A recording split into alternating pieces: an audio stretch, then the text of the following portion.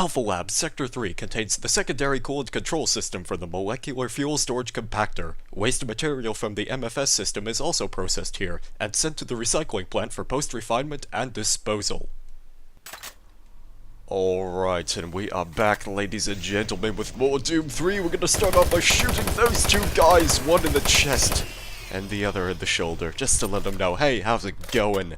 It's a good day to be shooting the machine gun in the Union Aerospace Corporation on Mars.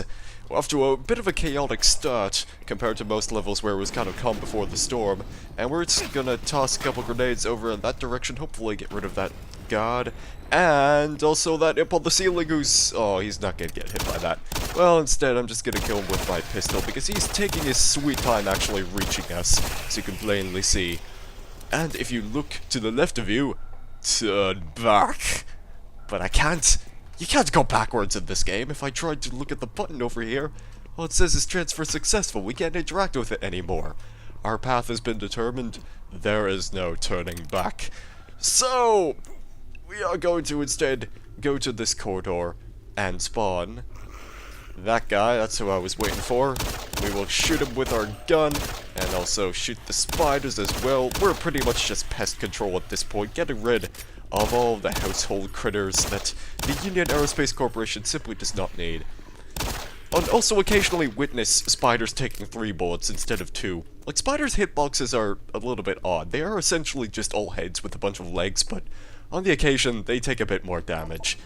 Unfortunately, access has been denied to the Union Aerospace Corporation Marines, which is... I kinda wish Sergeant Kelly just gave me master security clearance, just so that way I could avoid having to pick up everyone else's PDA, just because it would be much more convenient without having to constantly go on little hunts to pick up PDAs here and there, get security clearances, and it's just all that paperwork, man. Warning. Toxins present. Please execute cleanup procedure. Right. Now we have to go execute a cleanup procedure. We have a crate puzzle. First of all, pick up this PDA. And if you heard a radio chatter noise behind you, then you could see that there's actually a guy right there. Unfortunately, he doesn't really react to your presence until you shoot a gun. And he's just like, oh hey, yeah, there's a guy around the corner. Maybe I should go take care of that. Just needed a bit of encouragement, and now we shall interact with the crane. That PDA that we collected, we'll talk a bit about that later. But for the time being, we have to utilize the power of Doom 3's physics engine to close cranes around explosive barrels and drop them into the incinerator. Very exciting. This is the only time in the game where you actually get to see this feature being utilized, by the way, so it's different. I like it. It's just one of those moments that Doom 3 has. Like, Doom 3 just has these little moments that you only see once, and then you never see them again. And then sometimes they also just have imps crouching behind doors, or, you know, just they have, like, objects being thrown at you by the game's physics engine. That's also a thing, I suppose. Okay, now we just need to... boop. There we go. This thing is actually not incredibly picky on how you collect explosive barrels inside the claw's reach. It just, sometimes the claw just naturally gravitates towards the barrel if you're close enough. It can be a little bit awkward to navigate, maybe on your first try, but overall, it's not a very difficult puzzle. Toxic gas is cleared. Waste disposal area now safe for entry. Marine, you gotta pick up the pace. We got more men down. Bravo team is barely holding their own.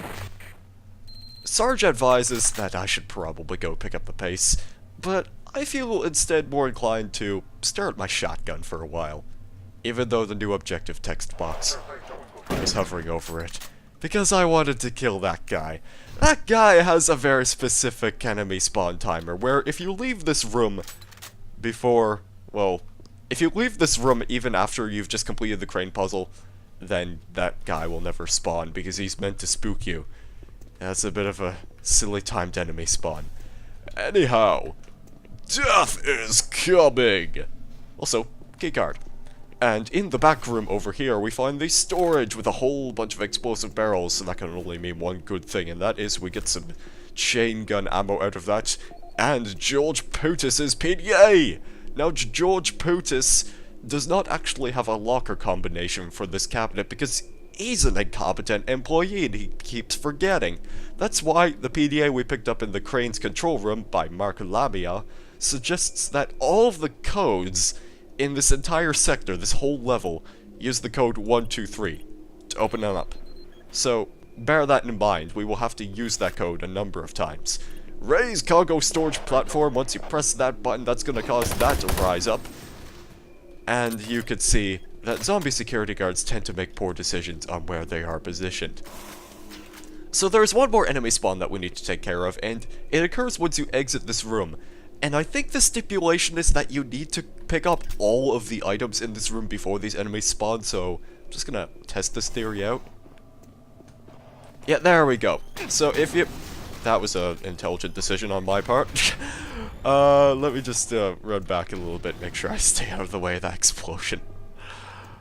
I'm making good decisions today, as you can see, but yes, those two machine gunners will spawn if you pick up all of the items in that area, so try to, I don't know, maybe avoid doing some of that stuff, because it's not good for you. And I'm just gonna lob all of these grenades around the corner to the shotgunner and that pistol guard. Just trust me when I say there was a shotgunner and a pistol guard, because I was a little bit frightened for my own safety for a minute there. Anyhow, scan access card, and if we lean around this corner, we can see that there is a guy who only takes cover, even though he has a shotgun, and he can only do like 3 points of damage every time he hits us. It's a good enemy placement right there. And he's doing a great job at hitting me, consistently. The reason why I'm hanging back here is because once you move forward, that's going to spawn a spider. That's it. So that spider, he's not gonna bug us any longer. Alright, say hello to Mr. Imp and say goodbye to Mr. Imp. Now, stand in this corner if you're going to be facing against these spiders, because there's gonna be two that spawn to the left of you. That's pretty much the only imminent danger that I can really predict out of that. Otherwise, those couple of spiders that appear at the far vents, they shouldn't be a huge problem. The next storage cabinet, 048, goes by the code 123 once again. And we get some cells out of that one, so this is always very nice. Now, the developers also did realize that they could actually insert secrets into their levels, so if you duck into this cramped crawl space, you could find secret items. And that's pretty good if you need some health, or you're just looking for machine gun ammo. If you're a machine gun fanatic, always good to give this weapon a bit of love. And we're going to move onwards, run halfway up the stairs, and we spawn a maggot. And this next room can be a little bit tricky if you don't have grenades. You see, there are two security guards back there, and there's also an imp who jumps out. So, my strategy is to just kind of toss grenades around this corner and hope I win. If I did it right, there should just be one security guard still left alive. But he's gone now, so we don't have to worry about that. And now the door. Unfortunately, the door's locked. So, here is enemy spawn timer number 2 of the level, where you just kind of have to stand around for about 30 seconds and talk about campfire stories, or whatever it is that might intrigue your viewers. I certainly don't know, but in the end, you're gonna be spawning like 4 more enemies, I think it is, and afterwards 2 shotgunners will appear behind that door after you kill the 4th enemy, which can be pretty scary, so I'd recommend that you keep your distance. But for the time being, we're just gonna stand around. Any second now, you should hear the slimy sound of a bunch of spiders. One hit me, because I'm good at video games. And there we are. Those are the 2 gentlemen I was referring to. Security team has decided to come in and clean up that damage. Unfortunately, it's not good enough. Get out of here. Also, this is kind of unfortunate. There's a fat zombie that appears from this corridor. I think he got caught in the blast radius of that grenade, so that was kind of a blunder on my part. We will be heading down that corridor shortly, but I want you to turn your attention to this computer terminal over here. This panel that says ventilation access grate, hit that. Then run backwards, and you can see that this ventilation shaft is opened. And I wouldn't be surprised if that if that vent crawl space door doesn't even have an opening animation, because you'd have to be lightning quick to reach this area. But shove this panel away with your flashlight, and if you just sprint over here, you can find a secret stash of armor. Always good to have. And I'm just gonna jump down, take 10 damage, because why not? There's probably a health kit. Nah, maybe not. I don't need it! I'm perfectly a-okay. Let's head down the spooky corridor, where we can locate a third chain gun. So if you missed the first two, be sure to get this one. And this armor as well. So now we get a fine demonstration of how the chain gun truly works. And as I've explained before, the chain gun is essentially a better machine gun. Minus the fact that the bullet spread gets ridiculous at long distance. Otherwise, it deals roughly the same amount of damage per bullet as the pistol does. And that could be pretty good, I'd say. I'd say that makes it a pretty reasonable weapon. You just want to be a little bit cautious when taking down Z-Sex, like I was not. I love the chain gun. Probably my third favorite weapon in the whole game. Pick up these cells, by the way. So, let's just gather a couple more items that may be hidden in these little closets. And with that, we may move forward. So it's a good thing now that chain gun ammunition is becoming a bit more of a common staple.